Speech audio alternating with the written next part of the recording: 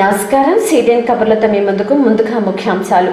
తహసీల్దార్ కార్యాలయంలో జిల్లా అధికారుల టెలికాన్ఫరెన్స్ పాల్గొన్న తహసీల్దార్ సాంబశివరావు, ఎంపీడీఓ జ్యోతిరెడ్డి, వివిధ శాఖల అధికారులు.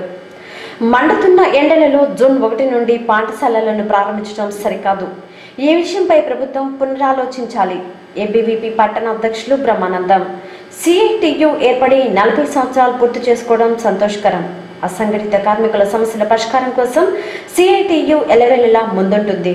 మీడియాతో సిఐటియు నాయకుల వెల్లడి. స్థానిక తహసీల్దార్ కార్యాలయంలో శనివారం జిల్లా కలెక్టర్ అధికారులతో టెలికాన్ఫరెన్స్ నిర్వహించారు. ఈ సందర్భంగా జూన్ 3వ తేదీ నుండి ప్రారంభమయ్యే జన్మభూమి మా ఊరు కార్యక్రమాలపై పలు సూచనలు చేశారు. ఈ కార్యక్రమంలో tahsildar Sambasivarao, incharge municipal commissioner Srinivasulu, MDO Jyothireddy, వివిధ శాఖల అధికారులు పాల్గొన్నారు.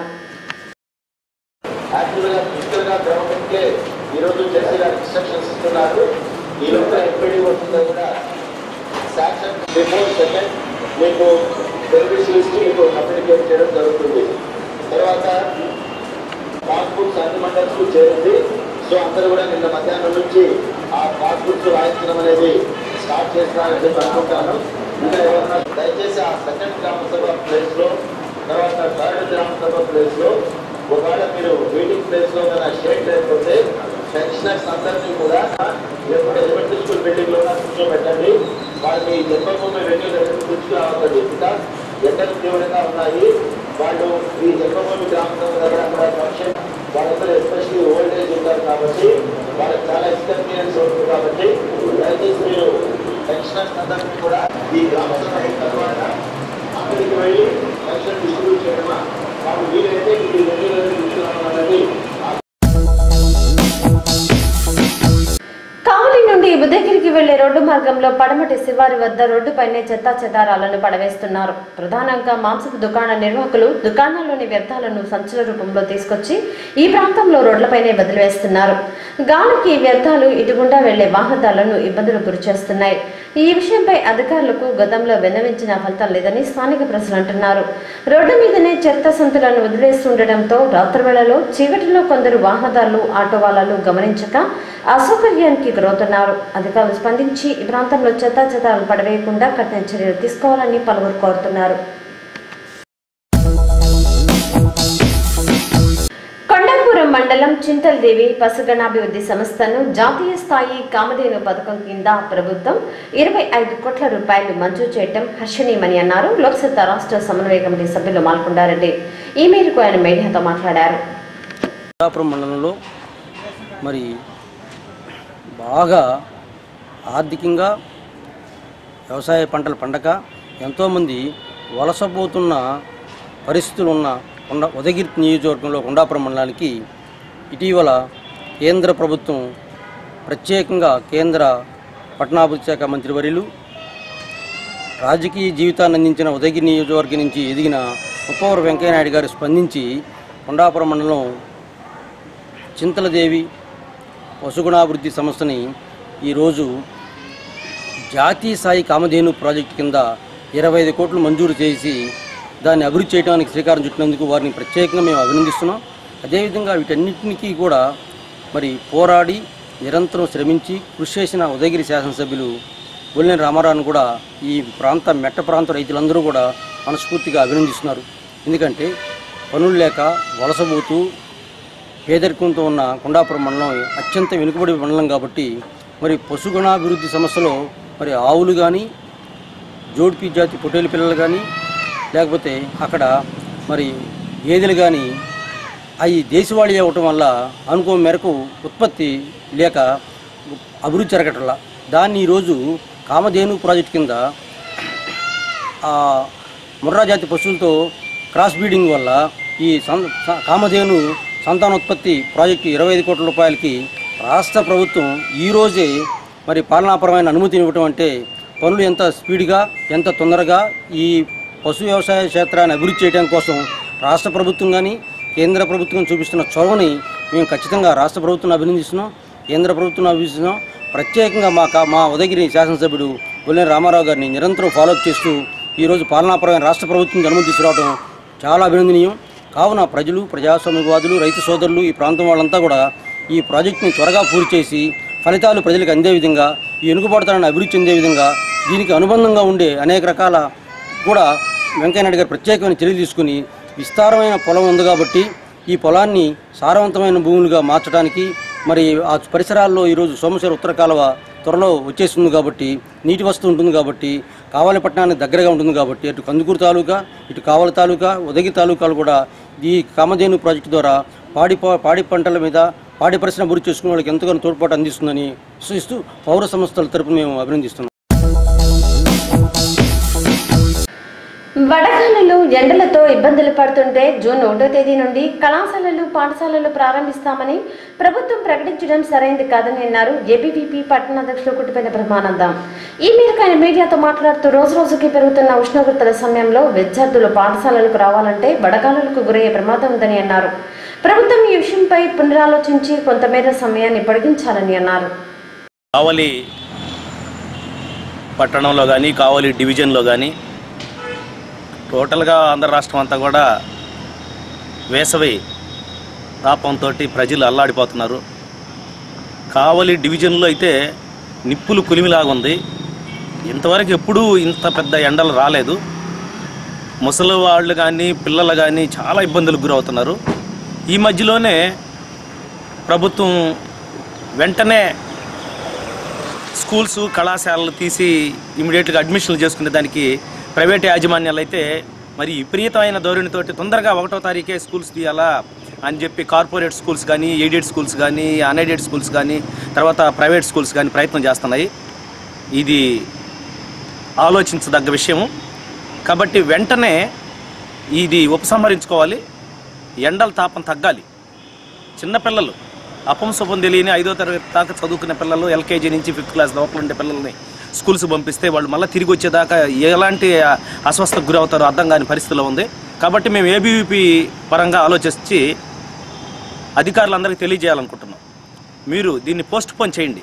కొంచెం ఈ వేసవ తాపం తగ్గాల. కనీసం ఒక 10 రోజులు ఎక్స్టెన్షన్ చేసి 10-15 రోజులు ఎండలు తగ్గిన తర్వాత, వర్షాలు పడ్డ తర్వాత స్కూల్ స్టార్ట్ చేస్తే మంచిదని చెప్తున్నాం. అధికారులు కూడా ఆలోచించండి. ప్రభుత్వం కూడా దీని మీద ఆలోచన చేసింది. ప్రభుత్వం కూడా వెంటనే దీని మీద చర్య తీసుకోవాలి. ప్రభుత్వ అధికారులు ఎవరైనా కానీ ప్రైవేట్ స్కూల్స్ కానీ, కార్పొరేట్ స్కూల్స్ కానీ, కళాశాలలు కానీ ఓపెన్ చేస్తే మాత్రం వాళ్ళ మీద వెంటనే చర్య తీసుకోవాలని చెప్పి ఏబీవీపీ పట్టణ అధ్యక్షుడిగా నేను డిమాండ్ చేస్తున్నాను. పట్టణంలోని కసాయి వీధిలో ఉన్న సిఐటియు కార్యాలయంలో విలేకరుల సమావేశం జరిగింది. ఈ సందర్భంగా సిఐటియు డివిజన్ కార్యదర్శి రామయ్య మాట్లాడుతూ నేటితో సిఐటియు ఏర్పడి 40 ఏళ్లు పూర్తయ్యాయని అన్నారు. అసంఘటిత కార్మికుల న్యాయపరమైన సమస్యలను పరిష్కరించేందుకు సిఐటియు ఎల్లప్పుడూ తోడుంటుందని అన్నారు. ఈ సమావేశంలో సిఐటియు నాయకులు కాళేశ తదితరులు పాల్గొన్నారు. యూనియన్ ఏర్పడి ఇప్పుడు ఈ రోజుకి మే నెల 30వ తేదీకి 45 సంవత్సరాలు పూర్తి అవుతున్నది. ఈ సందర్భంగా సిఐటియు ఆవిర్భావ దినోత్సవం సందర్భంగా మేము ఏర్పాటు చేసి కొన్ని విషయాలు మనం చర్చించుకోదలుచుకున్నాము.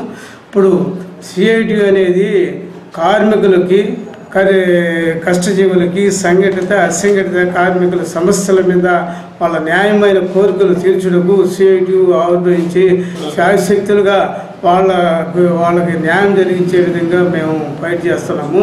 ప్రతి ఒక్కరు కూడా సిఐటియు యూనియన్లో ఉండే కార్యకర్తలు అయితేమి, సభ్యులైతే మామూలుగా అందరూ కూడా తెలుసుకొని వారి సమస్యల మీద చైతన్యం కావాలి.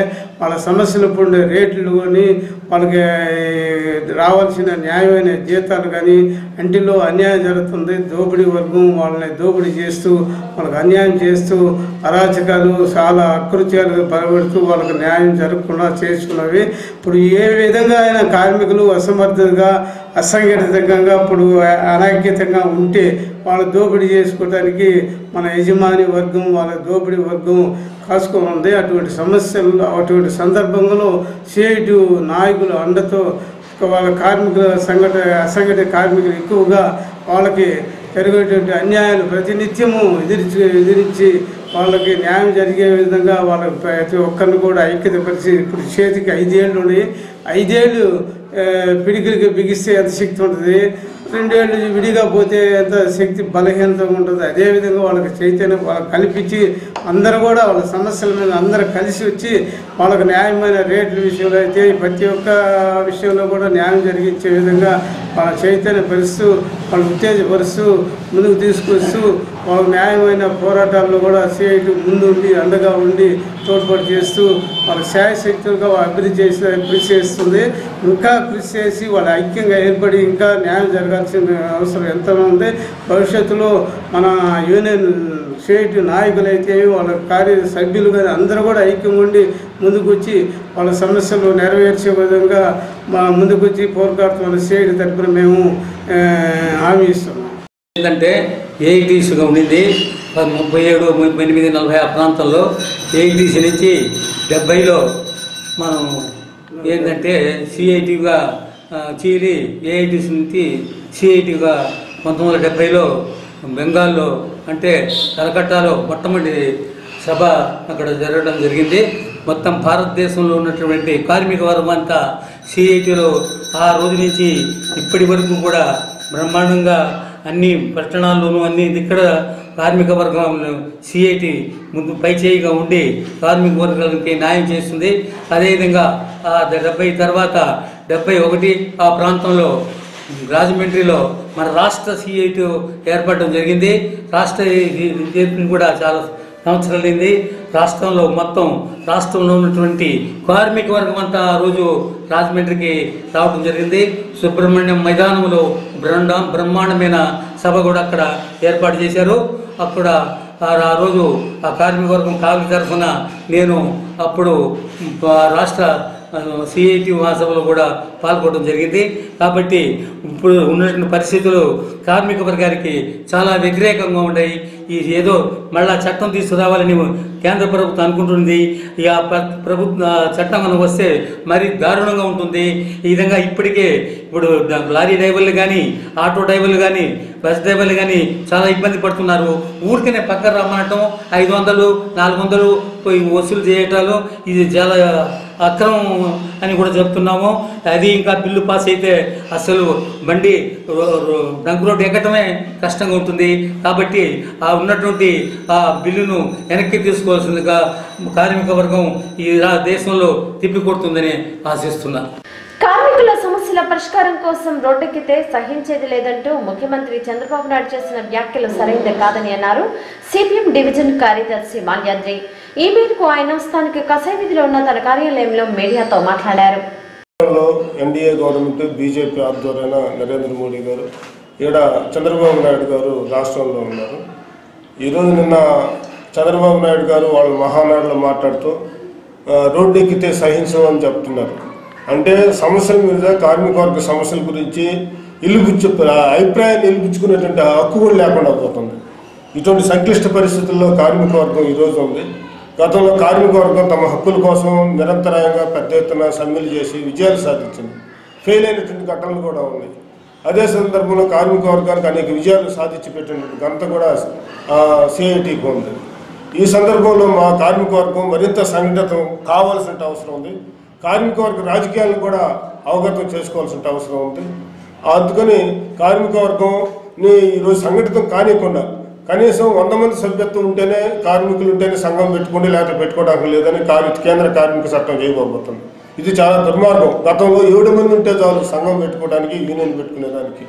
అటువంటి పరిస్థితి నుంచి ఈరోజు కార్మిక వర్గం ఈ యొక్క దుర్మార్గ విధానానికి వ్యతిరేకంగా ఈ సంవత్సరం సెప్టెంబర్ 2వ తేదీన రాబోయే 2వ తేదీన దేశవ్యాప్తంగా సార్వత్రిక సమ్మె కూడా పెద్ద ఎత్తున అన్ని కార్మిక సంఘాలు 11 కేంద్ర కార్మిక సంఘాల ఆధ్వర్యంలో సమ్మె పిలిపించే దాంట్లో సిఐటి ముఖ్య భూమిక పోషిస్తూ ఉంది. అందుకని రైల్వే వాళ్ళు కూడా ఈ సంవత్సరంలో నవంబర్లో పెద్ద ఎత్తున సమ్మె చేయబోతున్నారు. అందుకని సంఘటిత రంగంలో అసంఘటిత రంగంలో 8 గంటల పని కోసం, అదే రకంగా కార్మికుల సంక్షేమం కోసం, తర్వాత వాళ్ళ జీవన పరిస్థితుల మెరుగుదల కోసం, అదే రకంగా ఉద్యోగ భద్రత కోసం, పని భద్రత కోసం, తర్వాత దుర్మార్గంగా తొలగింపులు, అన్ని రంగాల్లో అన్ని విషయాల్లో ప్రైవేటీకరణ, కాంట్రాక్ట్ బేస్డ్ అవుట్ సోర్సింగ్ ఇటువంటి సిస్టమ్స్ని పెట్టేసి ఒక గ్యారంటీ అనే ఉద్యోగం ఉంటే వాళ్ళు గ్యారంటీగా ఒక పోరాటం చేస్తారు, సంఘటితంగా అడుగుతారు. ఆ హక్కు ఆ స్థాయి లేకుండా చేసేదానికి ఈరోజు అన్ని సెక్షన్స్లో కాంట్రాక్టు, అవుట్ సోర్సింగ్, కంటిన్యూస్ పెట్టి ఆ రకంగా వాళ్ళని ఐక్యం కానివ్వకుండా, అడగనీయకుండా, సంఘటితం కానివ్వకుండా ఈరోజు పాలకవర్గాలు చేస్తూ ఉంది. గౌరవ వేతనాల పేరుతోటి ఈరోజు నేరుగా ఆశా వర్కర్స్ కానీ అదే రకంగా చేసిన మిగతా వాళ్ళు కూడా వీళ్ళందరినీ కూడా ఈరోజు మన రాష్ట్ర ప్రభుత్వం సంఘటిత కానివ్వకుండా చేస్తుంది, ఐక్యపీ వాళ్ళని కూడా చేస్తుంది. తర్వాత ఇప్పుడు అంగన్వాడీ వాళ్ళని కనీసం జీతం పెంచుతానని చెప్పి అడిగినందుకు ఈరోజు 15 మందిని మన జిల్లాలో తొలగించారు. వాళ్ళు సమరశీల పోరాటాలు కూడా పిలిపిస్తున్నారు. ఈ జూన్ 14వ తేదీన మన జిల్లాలో నెల్లూరులో చలో నెల్లూరు కార్యక్రమం రాష్ట్ర వ్యాప్తంగా కూడా పెద్ద ఎత్తున పిలిపించి నెల్లూరు మహానగరంలో పెద్ద ప్రదర్శన కూడా చేయబోతున్నారు. వాళ్ళకి ఉద్యోగాల్లో తీసుకోవాలి, 15,000 రూపాయలు కనీస జీతం ఇవ్వాలని చెప్పి మా అంగన్వాడీ మహిళలు కూడా పెద్ద ఎత్తున పోరాడబోతున్నారు. ఆ పోరాటాలన్నిటికీ సిఐటి ముందుంటుందని, సమరశీల పోరాటాల వేదికగా సిఐటి ఉంటుందని, ఆ రకంగా సిఐటి కార్మిక వర్గం కూడా రాజకీయాలు కూడా అవగతమయ్యే రకంగా సిఐటి కార్మిక వర్గానికి తరబిదిస్తుందని చెప్పి మనం చేస్తూ సిటిఎన్ కబుర్లు నేటికి సమాప్తం.